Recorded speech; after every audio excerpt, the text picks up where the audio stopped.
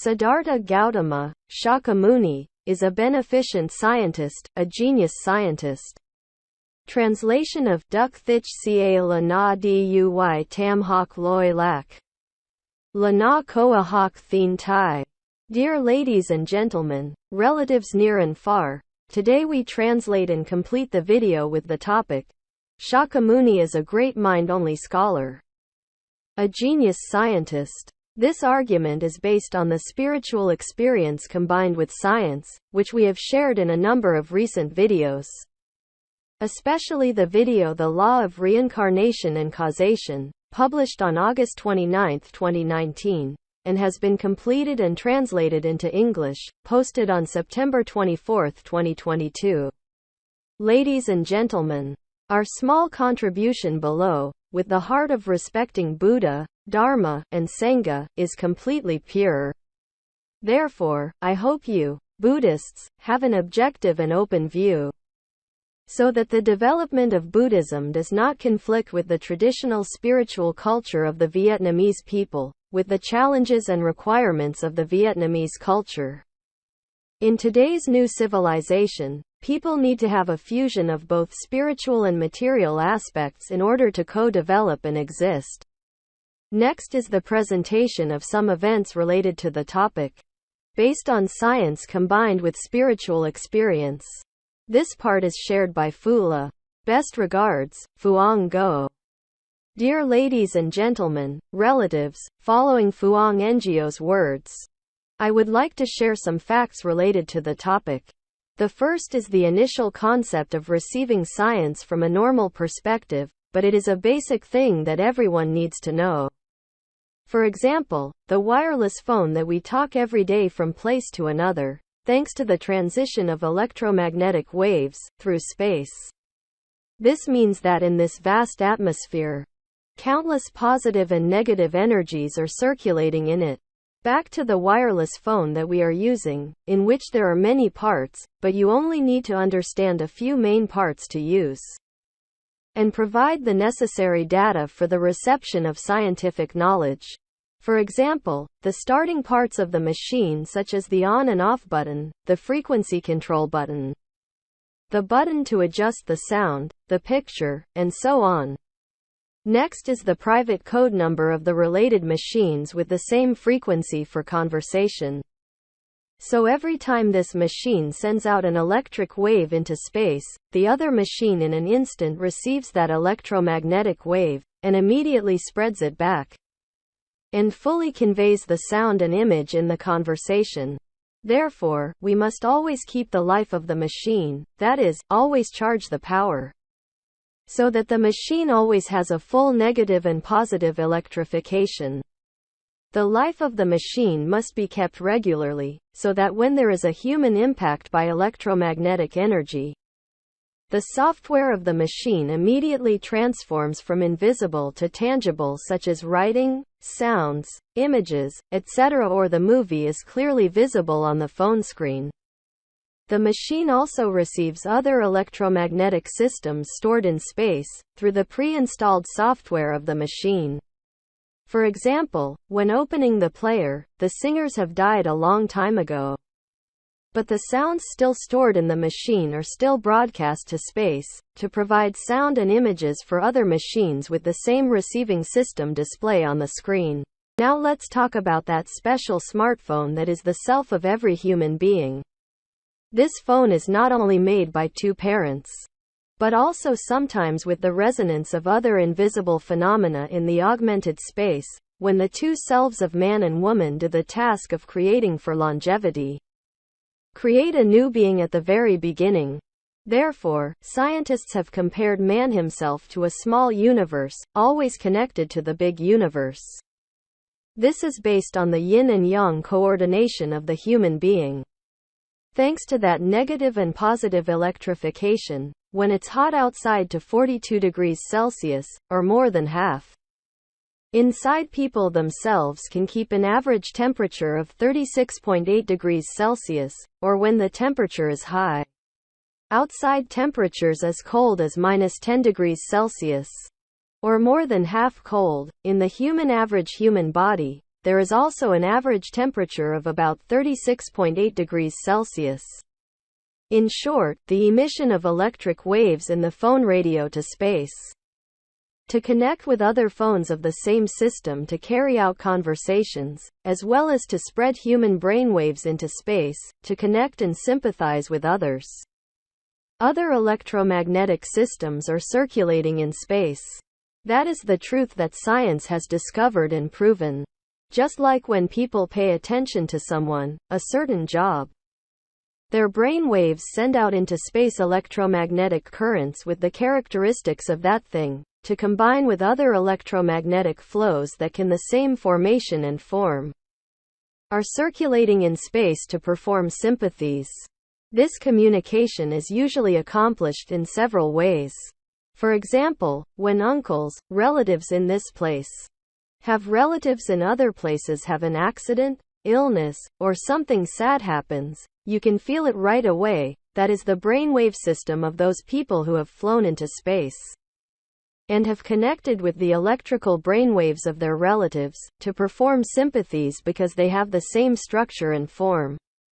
This phenomenon before science has not decoded the human soul as an electric wave, then our grandparents often call it telepathy.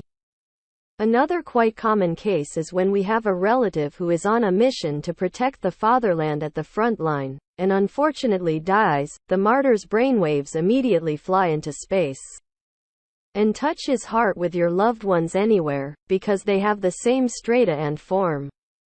This incident has been mentioned in some works of Vietnamese poetry, literature, or film.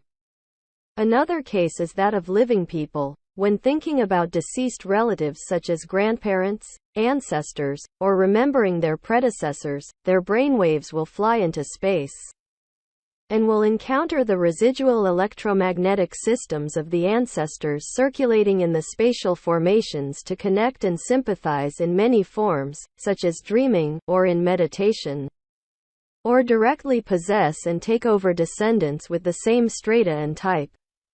Living people can also connect and communicate with the gods. To put it plainly, everyone who has a physical human body at the time of his life will have an electric multiplier system in space, differing only in energy, formation, and form. Living people can perform sympathies if they have the same level and type of nature, along with the sincere desire and spirit. This is the intimate connection with human life with the Mahayana Buddhist philosophy taught, necessity only mind creates, in the Flower Adornment Sutra. Nyat Thiet Dui Tam Dao. Trong Kin Hua Niem. Now, I would like to present a scientific document combined with Mahayana Buddhist philosophy to affirm that Shakyamuni Buddha is a brilliant mind-only scholar, a genius scientist. This document has been posted by the Supreme Vehicle School, Trong 50 Thuong Thua, on the page The Supreme Vehicle of Zen Buddhism, Vo Thuong Thua Phat Gao Thien Dui Luke. Here is the documentation section. Around the middle of the 20th century, three great scientists, Albert Einstein, Niels Bohr, and Werner Heisenberg, discovered that electron moving around the nucleus includes photon, proton, neutron, and so on. When an electron moves freely in a certain direction, an electric current is generated. Static electricity is not a flow of electrons, but it refers to objects that have more or less electrons than is needed to balance the positive area of the nucleus. If there are more electrons than protons, the object is said to be negatively charged. If the electron is less than the proton, the object is said to be positively charged. And if the electron is equal to the proton, the object is said to be electrically neutral. However, when determining whether the electron is a particle or a wave, Albert Einstein said that the material world is objective and real, namely that the fundamental particles of matter such as photons and electrons are real. Their basic characteristics such as position, mass, area, battery measurement, always exist. Whereas the Buddhist scriptures say that the elementary particles are just flowers spotted in the air. Just imaginary, not real. The Flower Adornment Sutra also says, necessary dharma no self-nature, nyat thiet phap vo tu tin. That is, all things have no intrinsic nature. Which means that photons, electrons and all other particles are not available. It is the observer who imposes his imaginary mind to create the characteristics. Meanwhile, Niels Bohr argued that electrons are just waves, not particles, so they have no volume, mass, or electric charge. Finally, in 1982, Alain Aspect successfully experimented with two holes in electron, confirmed that the electron is an electric wave, and the victory went to Niels Bohr. Albert Einstein's mistake was not small, it was a very big, very basic mistake. But why is he still revered by the world, when the vast majority of people seem to be ignorant of his fundamental mistake? Because there is a principle called the uncertainty principle. First stated by Werner Heisenberg in 1927, its philosophical significance says, it is not possible to determine whether an electron is actually a wave or a particle, which is neither a wave nor a particle. Science and humanity cannot confirm what it is. We must return to Kant's philosophy, when he said, one cannot perceive the thing in itself, but only its appearance. Electrons, and other fundamental particles of matter, are something that humans cannot know. That is what the Zen patriarch called beginningless, ignorant. It has no beginning, cannot be determined, and its manifestation is the universe, everything that we are seeing. Because the vast majority of humanity and Einstein see the same presentation. They completely believe in Einstein, without knowing that he is completely wrong, delusional. This Prajna Heart Sutra describes, form is no other than emptiness, emptiness no other than form. Form is only emptiness, emptiness only form. Sak bat di kong bat di sak tuk ti kong tuk ti sa. Albert Einstein was a huge fan of Buddhism. He often said, if there is any religion that can face the demands of modern science, it is probably Buddhism. However, he clearly did not fully understand Buddhism. So he argued vehemently with Niels Bohr about the issue of whether photons and electrons have specific properties, because he did not know if Buddhism said that necessary dharma, no self-calculation. Nyat thiet phap vo tu tin. As a result, he failed. This document is excerpted from the page of Supreme Vehicle Buddhism Dui Luke Meditation. Thuong Thua Phat Gao Dui Luke THIEN. As mentioned above, Albert Einstein is the most famous scientist of the 20th century. There are more than 1.2 billion fans of him, idolize him, and respect him as a genius scientist. However, he did not fully understand about Shakyamuni's cosmology, so he argued with Niels Bohr. Meanwhile, more than 25 centuries ago, Shakyamuni understood all the issues that Einstein, Niels Bohr and Werner Heisenberg are currently debating. Thus, Shakyamuni is the genius scientist. However, there are some people who wonder when talking about the revelation and discovery of human electricity in the middle of the 20th century, by the scientists mentioned above, is difficult to understand. Perhaps because people do not follow related videos about system of human electricity, which scientists have discovered since the beginning of the 20th century to the present. So, today, here are a few things to consider. In 1901, Dr. Duncan McDougall of the state of Massachusetts, he used a special scale to weigh 5 dying patients, and took full notes. After the patient died, the difference was found to be 21 grams. Next time continue to do the same experiment, with some other patients. The difference is 11 grams. The results of McDougall's experiment have attracted a number of scientists to participate in research and learn about the existence of the human soul.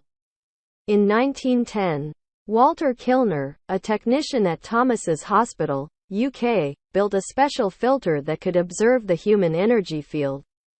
Then Patrick O'Donnell, a radiologist in Chicago, USA, used this device to observe a dying person. When the doctor declared the patient dead, O'Donnell saw the energy field radiating around the body like a halo, then disappearing afterwards, and continued observing the body also did not detect any energy. This is the first step in which science has proven that when humans begin to die, the electric multiplier system flies into space. Next, around the middle of the 20th century, three great scientists, Werner Heisenberg, Albert Einstein, Niels Bohr, discovered electronegative, positive, and neutral electricity related to the electric multiplier system. For example, when a moving electron has a combination with a photon, proton, neutron, or with human tracking, observation, or sensor, they will form an electric current. That science has confirmed in humans there is electricity, based on the saying that when there is human observation, and found that the electron will become an electric current. With just a little intelligence, you can immediately understand the nuclei emitted on the part of the brain. However, if an electron is a particle or a wave, three great scientists are debating. One is said to be a particle, one is considered to be a wave, one is the second and third row, both a particle, a wave, or nothing. This event lasted until 1982. Alain Aspect made experiments on two holes of electrons successfully, and confirmed that electron is an electric wave. The victory went to Niels Bohr. From here, science has entered a new era which is extremely modern, extremely sophisticated, and will explain and prove invisible phenomena, which previously thought could never be proved. Entering the first decade of the 21st century, U.S. scientists have developed a computer program that allows users to write letters and numbers on the screen by thinking about them. Telegraph News says a team of neuroscientists have programmed software that converts signals from the cerebral cortex into signals on a computer. They then implanted tiny electrodes on the cerebral cortex of two patients, using the cortical incision technique. These electrodes monitor the exchange of signals between nerve cells. Dr. Jerry Shih, the study's leader, showed the patients a 36-square number plate, in which each box contained a letter, or number. They asked patients to focus their thoughts on a single letter, or number, on the board. When the patient looks at a letter, the signal that the brain emits is sent to the computer. Through the electrode software converts the brain signal into an electromagnetic signal, and the character appears on the computer screen. This data, once again, gives us enough basis to confirm that human electromagnetic waves are always emitted on the brain. Ladies and gentlemen, relatives and young people, the above presentation is the process of more than a century. American scientists have investigated, researched, discovered the existence of the system. Human power is the soul of a human being. Particularly about Vietnamese people in the country and abroad. How have they participated in this field? Please, according to our limited knowledge, a very small minority of overseas Vietnamese, in the late 20th century and early 21st century. They also participated in investigating and research on this particular field. There are degrees in quantum mechanics and quantum physics, and some degrees in theology. But in research, find out. Each person has their own mood. Like scientists who specialize in science, they are happy and wish that science would soon achieve more complete achievements.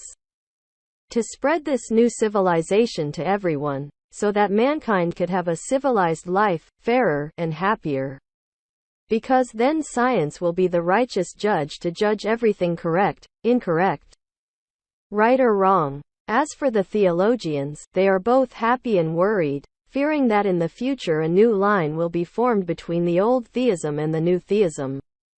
This, I personally experienced through an exploratory article in 2005, which I shared in the video, Lang Fu Bai Shua Va Ne, published in 2019. As for myself, in 1992, in Phu Bai Village, Tui Phu Commune, Hong Tui District, Thua Thien Hu Province, I discovered that the human soul is an electric current, the Spirit of God and the Holy Spirit is a positive current, and the spirit of a being is electronegative. In addition, I also realized and discovered that the electromagnetic purity is the connection between the negative and the positive. To explain and demonstrate the electromagnetic exchange in space, in the image of the dead person's body, have pure electromagnetic properties. Or evidence to protect the scientific value of the Vietnamese culture's custom of burying corpses, especially the evidence that extrasensory phenomena are real, and consistent with modern science. At the same time, it is confirmed that science has tools to verify true or false about extrasensory perception. In short, our experiences mentioned above are proven specifically through many articles and videos, especially articles and videos. Phu Bai Sacred Holy Land, Part 1 and Part 2 recently, which have been seen by many young people at home and abroad.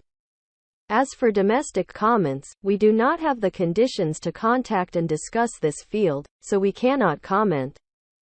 Dear ladies and gentlemen, relatives and dear ones, this is a very large topic, because it includes all three fields of science, philosophy, and spirituality.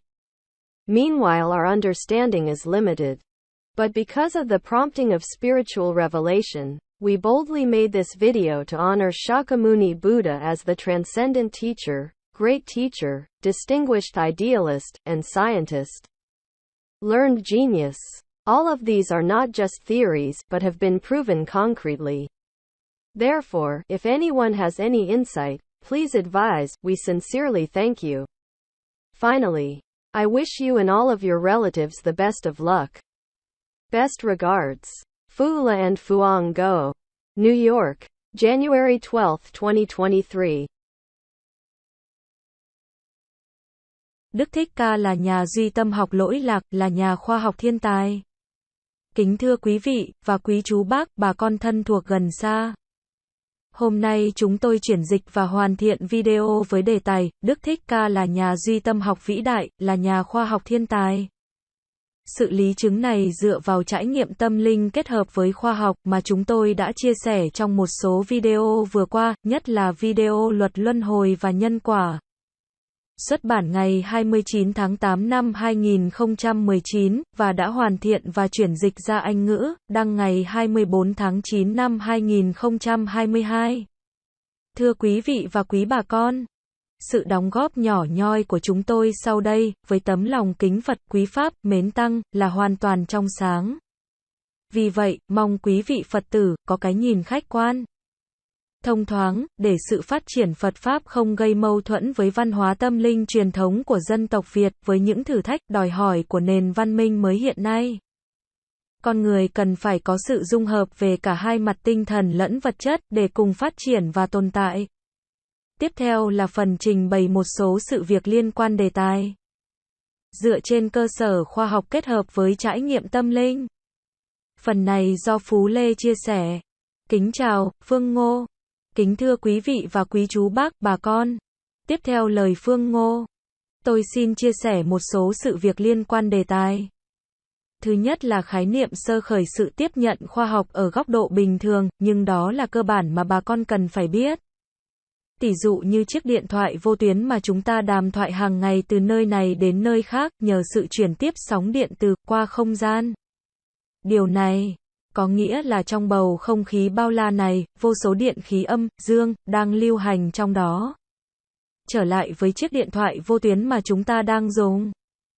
Trong đó có rất nhiều bộ phận, nhưng bà con chỉ cần hiểu vài ba bộ phận chính để sử dụng và cung cấp các dữ liệu cần thiết cho sự tiếp nhận kiến thức khoa học. Tỉ như các bộ phận khởi động của máy như nút mở tắt, nút điều chỉnh tần số, nút điều chỉnh âm thanh, hình ảnh, vân vân. Tiếp theo là số mật mã riêng của các máy liên quan có cùng tần số để đàm thoại. Thế là mỗi lúc máy này phát sóng điện ra không gian, thì trong tích tắc máy kia tiếp nhận được sóng điện từ ấy, và liền phát tán trở lại, và truyền tải đầy đủ âm thanh, hình ảnh trong đàm thoại. Vì vậy Mà chúng ta phải luôn giữ sự sống của máy, nghĩa là phải luôn sạc điện, để máy luôn có sự điều hợp điện khí âm, dương đầy đủ. Phải giữ sự sống của máy thường xuyên. Để khi có sự tác động của con người bằng luồng năng lượng điện từ, thì lập tức phần mềm của máy chuyển hóa từ vô hình thành hữu hình như chữ viết, âm thanh, hình ảnh hoặc phim hiện rõ trên màn hình điện thoại. Máy cũng tiếp nhận các hệ điện từ khác tồn lưu trong không gian, qua phần mềm của máy đã cài đặt sẵn.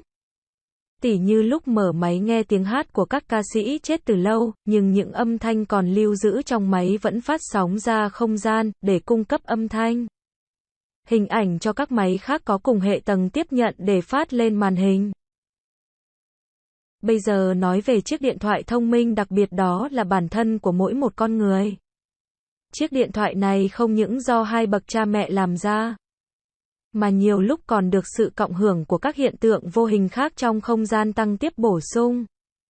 Lúc hai bản thể nam nữ làm nhiệm vụ tác tạo để thọ tạo bản thể mới ngay lúc ban sơ. Do đó, các nhà khoa học đã ví bản thân con người là một vũ trụ nhỏ, luôn có sự nối kết với vũ trụ lớn. Điều này là dựa vào cơ sở điều hợp điện khí âm, dương trong bản thể sống con người. Nhờ có sự điều hòa điện khí âm, dương ấy, mà lúc bên ngoài trời nóng đến 42 độ C, hoặc cao hơn nửa, trong bản thân con người cũng giữ được nhiệt độ trung bình là 36,8 độ C. Hoặc lúc nhiệt độ bên ngoài trời lạnh đến âm 10 độ C, hoặc lạnh cao hơn nửa, trong bản thân bình người của con người, cũng có nhiệt độ trung bình khoảng 36,8 độ C. Tóm lại, sự phát tán sóng điện trong chiếc điện thoại vô tuyến ra không gian, để nối kết với các chiếc điện thoại khác có cùng hệ tầng để thực hiện đàm thoại. Cũng giống như sự phát tán sóng điện não của con người ra không gian, để nối kết, giao cảm với các hệ điện từ khác đang lưu hành trong không gian. Đó là sự thật mà khoa học đã phát hiện và chứng minh. Cũng như lúc con người chú tâm nghĩ đến một ai đó, một công việc gì đó, thì làn sóng não họ phát ra không gian những luồng điện từ mang đặc tính của sự việc đó, để kết hợp với các luồng điện từ khác có cùng hệ tầng và dạng tính, đang lưu hành trong không gian để thực hiện giao cảm. Sự giao cảm này thường được thực hiện bằng nhiều cách.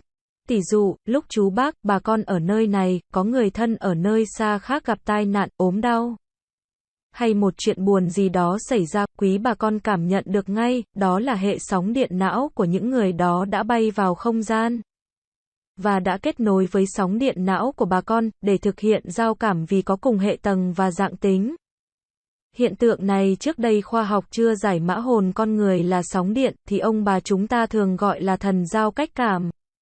Một trường hợp khác khá phổ biến là lúc chúng ta có người thân đang thực hiện nhiệm vụ bảo vệ Tổ quốc ở trận tuyến, không may bị tử vong, sóng điện não của tử sĩ tức tốc bay vào không gian và tiếp cảm ngay với người thân bất cứ nơi nào, bởi vì có cùng hệ tầng và dạng tính. Sự việc này một số tác phẩm thơ, văn hoặc phim ảnh Việt Nam đã đề cập về lĩnh vực này.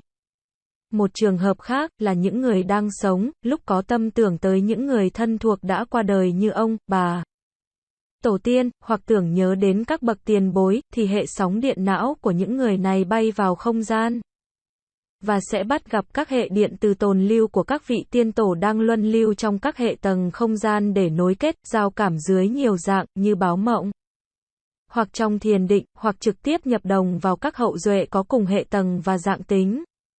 Người đang sống cũng có thể kết nối, giao cảm với các vị thần linh.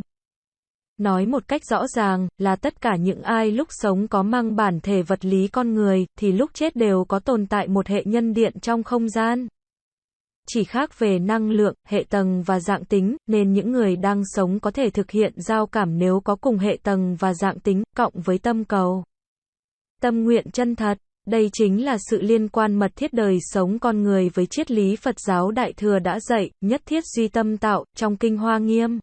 Bây giờ xin nêu một đoạn tài liệu khoa học kết hợp với triết lý Phật giáo Đại Thừa để khẳng định Đức Thích Ca là nhà duy tâm học lỗi lạc, là nhà khoa học thiên tài. Đoạn tài liệu này đã được trường phái Vô Thượng Thừa đăng trên trang Vô Thượng Thừa Phật giáo Thiền Duy Lực. Sau đây là phần tài liệu, khoảng giữa thế kỷ 20. Ba nhà đại khoa học đó là Albert Einstein, Niels Bohr và Werner Heisenberg đã tìm ra âm điện electron chuyển động quanh hạt nhân bao gồm photon, proton, neutron, vân vân. Khi electron chuyển động tự do theo một hướng xác định thì tạo thành dòng điện. Tĩnh điện không phải là dòng chuyển động của các electron, mà nó chỉ tới những vật có nhiều hoặc ít electron hơn số lượng cần thiết để cân bằng với diện tích dương của hạt nhân. Nếu có nhiều electron hơn proton, vật được gọi là tích âm điện. Nếu electron ít hơn proton, vật được gọi là tích dương điện, và nếu electron bằng proton, vật được gọi là trung hòa điện. Tuy nhiên lúc xác định về electron là hạt hay sóng, thì Albert Einstein cho rằng thế giới vật chất là khách quan, là có thật. Cụ thể là những hạt cơ bản của vật chất như photon, electron là có thật. Những đặc trưng cơ bản của chúng như vị trí, khối lượng, diện tích, số đo pin, luôn tồn tại. Trong khi đó kinh điển Phật giáo nói rằng các hạt cơ bản chỉ là hoa đốm trong hư không, chỉ là tưởng tượng, chứ không có thật. Kinh Hoa Nghiêm còn nói rằng, nhất thiết pháp vô tự tính. Nghĩa là tất cả các pháp không có tự tính, có nghĩa là các hạt photon, electron và tất cả các hạt khác đều không có sẵn, chính người quan sát đã gán ép tâm niệm tưởng tượng của mình, để tạo ra những đặc trưng của chúng, trong khi đó. Niels Bohr thì cho rằng electron chỉ là sóng, không phải là hạt nên không có thể tích, khối lượng, hay số đo pin gì cả. Rốt cuộc đến năm 1982, Alan Aspect làm thí nghiệm về hai kẽ hở của electron thành công, đã xác nhận electron là sóng điện, và phần thắng đã về Niels Bohr. Sự sai lầm của Albert Einstein không phải là nhỏ, đó là sai lầm rất lớn, rất cơ bản. Nhưng tại sao ông vẫn được người đời tôn sùng? Mà hình như tuyệt đại đa số không biết gì về sai lầm cơ bản của ông.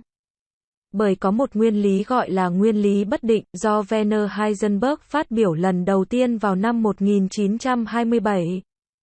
Ý nghĩa của nguyên lý đó về mặt triết học nói rằng, không thể xác định electron thực chất là sóng hay là hạt, vừa là không phải sóng, cũng không phải hạt.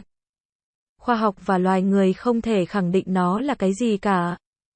Chúng ta phải trở lại triết học của Kant, khi ông nói rằng, người ta không thể nhận thức được vật tự thể, mà chỉ nhận thức được sự trình hiện của nó. Electron và các hạt cơ bản khác của vật chất là cái gì con người không thể biết được. Cái đó tổ sư Thiền gọi là vô thủy, vô minh, không có khởi đầu, không thể xác định, còn phần trình hiện của nó là vũ trụ, vạn vật mà chúng ta đang thấy. Bởi vì tuyệt đại đa số nhân loại và Einstein thấy trình hiện như nhau, nên họ hoàn toàn tin tưởng vào Einstein, mà không biết ông hoàn toàn sai lầm, mộng ảo. Cái này Bát Nhã Tâm Kinh diễn tả, sắc bất dị không? Không bất dị sắc, sắc tức thị không, không tức thị sắc. Albert Einstein là người rất hâm mộ Phật giáo, ông thường nói, nếu có tôn giáo nào có thể đối mặt với yêu cầu của khoa học hiện đại, có lẽ là Phật giáo.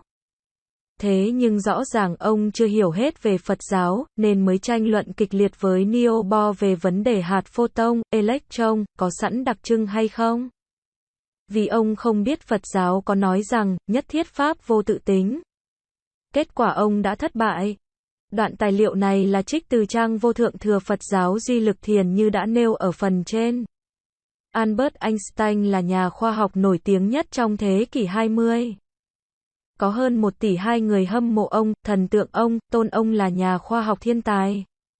Thế mà ông chưa hiểu hết về vũ trụ quan của Đức Thích Ca, nên mới tranh luận với Niels Bohr. Trong khi đó, hơn 25 thế kỷ trước, Đức Thích Ca đã hiểu tất cả các vấn đề mà bà ông Einstein, Niels Bohr và Werner Heisenberg hiện đang tranh luận. Như vậy, Đức Thích Ca mới chính là nhà khoa học thiên tài. Tuy nhiên có một số bà con thắc mắc lúc nói về sự khám phá, phát hiện về nhân điện ở giữa thế kỷ 20 của các nhà khoa học nói trên là khó hiểu, có lẽ là bởi bà con không theo dõi các video liên hệ về nhân điện mà các nhà khoa học đã phát hiện từ đầu thế kỷ 20 đến nay. Vì vậy, hôm nay xin nêu tóm tắt một số sự việc như sau. Năm 1901, bác sĩ Duncan McDougall ở tiểu bang Massachusetts, ông đã dùng chiếc cân đặc biệt để cân 5 bệnh nhân sắp chết, và ghi chép đầy đủ Sau khi bệnh nhân chết đem cân lại thấy chênh lệch là 21 gram. Lần sau tiếp tục làm thí nghiệm như trên, với một số bệnh nhân khác. Số chênh lệch là 11 gram, kết quả thí nghiệm McDougall đã thu hút một số nhà khoa học tham gia nghiên cứu, tìm hiểu về sự tồn tại phần hồn con người.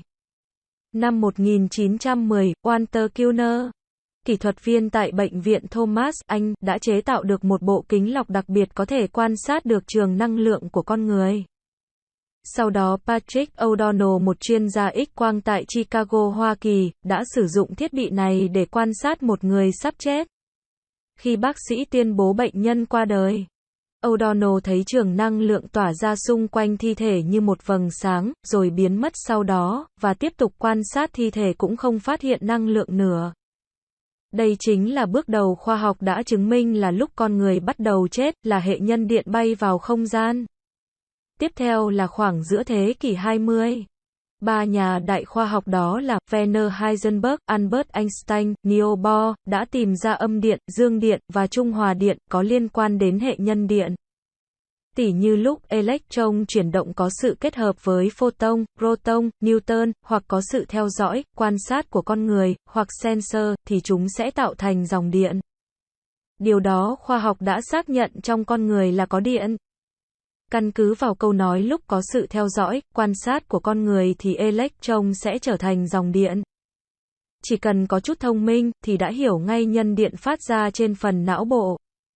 Tuy nhiên electron là hạt hay sóng thì ba nhà đại khoa học đang tranh luận. Một người thì cho là hạt, một người thì cho là sóng, một người thì hàng 2, hàng 3, vừa là hạt, vừa là sóng, vừa là không gì cả.